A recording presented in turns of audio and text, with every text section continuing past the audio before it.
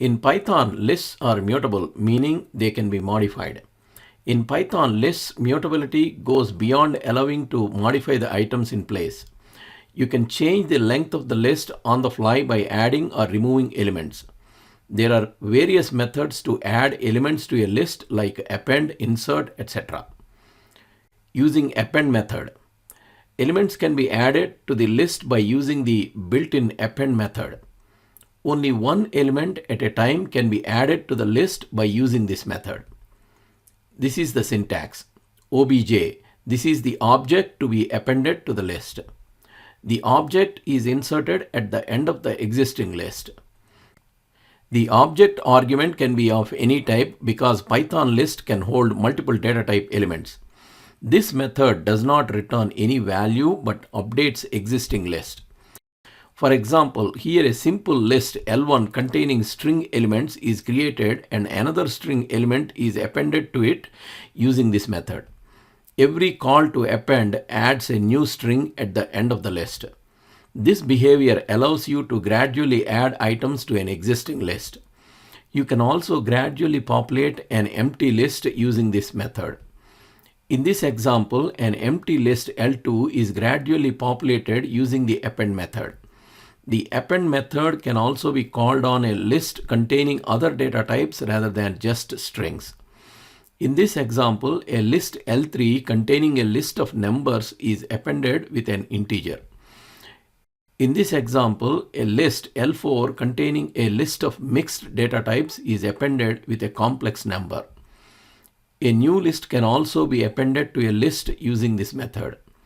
It is considered as a single object and the size of the existing list will only be increased by 1. For example, here we have a list L5 consisting of 5 numbers. Another list of 4 numbers is appended to L5. It is added as a single element. Now the length of the list L5 is 6, that is, it is increased by 1. You can append any iterable. For example, here a set, tuple, and a dictionary are appended to the empty list L6. They are all added as single elements, so now the length of the list is 3. As only one element at a time can be added to the list by using the append method, to add multiple elements, we can use loops. For example, in the earlier example, we added a list of numbers to the list L5 directly. It was added as a single element. In this example, the list of numbers are added using a for loop and they are added as multiple elements. Now the length of the list L7 is 9 instead of 6.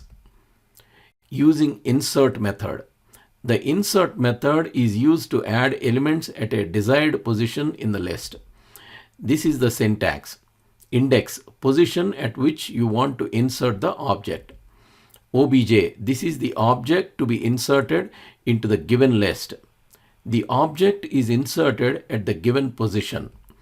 When an item is inserted at a given index, the following items are moved one position to the right to make space for the new item, which takes the place of the old item at the target index, and the length of the list is increased by 1. For example, here the month April is added to the list L8 at index 2 using the index method. April is added at index 2 and the next items are moved to index 3. To insert an item at the beginning of the list, pass 0 as the index parameter. Using this method, an item can also be inserted at the end of the list. Index argument passed must be equal to or greater than the length of this list, since a Python list follows 0 indexing. In this scenario, this method works like the append method. You can also insert an iterable into a list using this method. In this example, a list is inserted into the list L9 at index 2. It is treated as a single item. Using extend method. The extend method is used to add multiple elements at the same time at the end of the list. The extend method appends the elements in the iterable individually to the original list. This is the syntax. Seq, this is the iterable to be appended. The extend method unpacks the items in the input iterable and adds them one by one to the right end of your target list.